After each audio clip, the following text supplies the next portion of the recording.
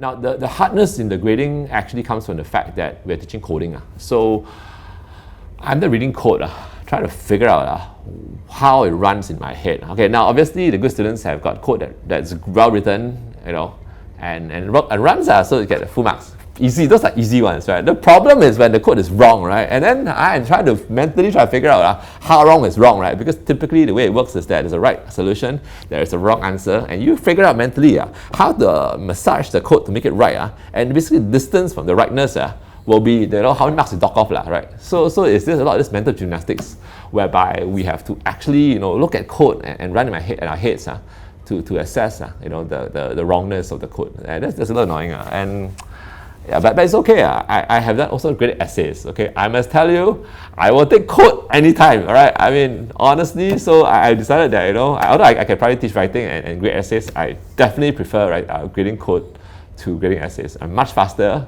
I'm much more straightforward. So that one is okay. So at some level, I'm not too upset. I think I'll be more tortured if I were humanities prof grading essays. I think I'm grateful that I grade code.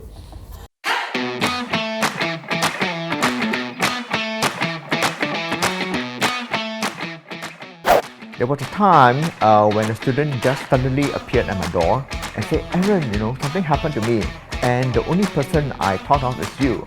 And someone just broke into my car." I was like, why are you looking at me this way? I'm sure he wasn't thinking that I'm the one who broke into his car, okay? But I was quite shocked because he said that the first person he thought of was me. So, and after that, a couple of years later and a couple of years later, there are also similar incidents like that. So these are some of the very interesting things. And I also remember that a couple of years ago, there was this period when I was a bit down, and a group of students actually made me a big card, really big card, and that was really heartwarming. Yeah. Well, I guess for me, the worst moment of my job is to set exam papers. Most people will talk about grading exam papers, but actually setting exam paper is probably harder.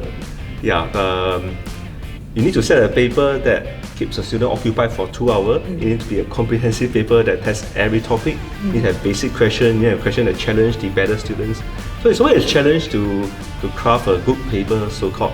And the amount of effort and time that we spend in setting exam paper is totally unappreciated because nobody cares about the part of the setting paper. They're only interested in whether you grade the paper correctly, whether you sum the marks correctly, so and so forth.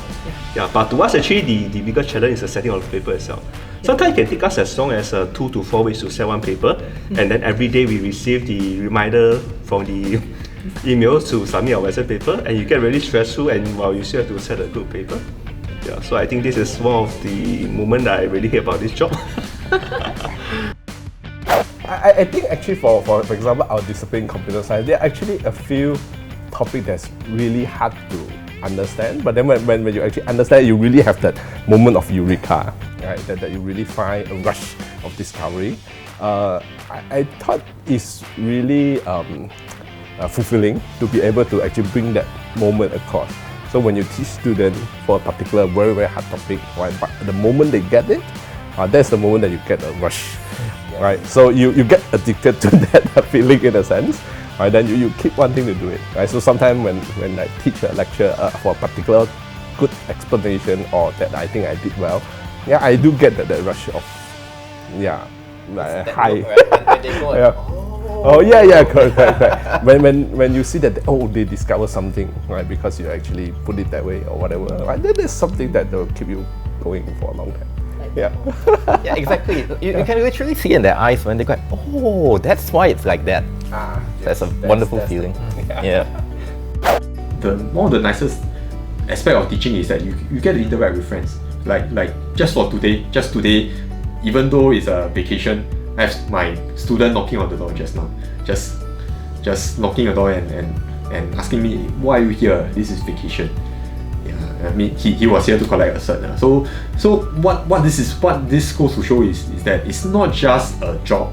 It's not just about teaching them. It's about building relationship. Along the way, you realize that you get that kind of satisfaction where along the way you can meet up with your friends. I still have my friends, my students previously that meets up with me regularly, Yeah, so that I think that's the best aspect of this job, and that's the best aspect of teaching in at least in SOC.